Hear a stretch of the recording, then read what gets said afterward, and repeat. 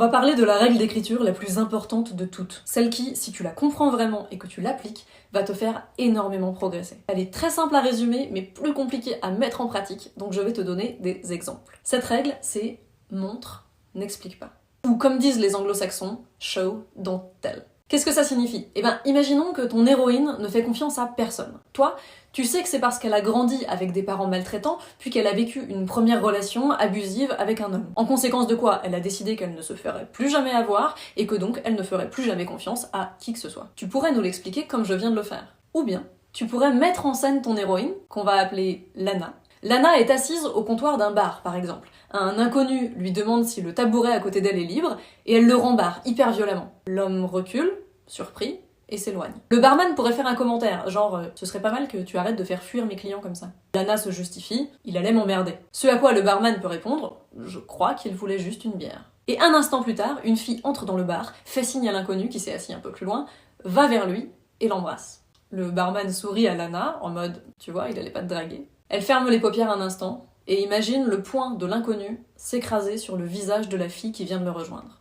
Un goût métallique envahit sa bouche. Elle rouvre aussitôt les yeux, termine son verre d'un trait et quitte le bar. Qu'est-ce qu'on apprend dans cette scène? On apprend que Lana regarde tout le monde avec suspicion et repousse ceux qui l'approchent, en particulier si ce sont des hommes. On apprend qu'elle est une habituée de ce bar. Mais on apprend aussi qu'elle a déjà été confrontée à la violence physique. Sauf qu'au lieu de l'expliquer au lecteur, je le lui ai montré. Et les détails de son histoire arriveront plus tard dans le récit. Tu remarqueras que montrer demande davantage de texte que simplement expliquer. Il faut mettre en scène l'information que tu veux donner au lecteur. C'est plus long. Mais ça aura un impact bien plus grand sur tes lecteurs, parce que non seulement tu les laisses découvrir les informations importantes par eux-mêmes au lieu de les leur mettre devant le nez, et en tant que lectrice, découvrir par soi-même est beaucoup plus agréable, mais en plus, tu fais appel à leurs émotions et à leurs 5 sens, au lieu de s'adresser uniquement à leur pensée rationnelle. Autre exemple plus rapide, si ton héros est face à un personnage fatigué, au lieu d'expliquer « Marie semblait fatiguée », tu peux montrer sa fatigue en disant « Marie passa une main sur son visage comme si elle pouvait effacer ses cernes ». Si ton personnage a peur, au lieu d'expliquer « Milo tremblait de peur »,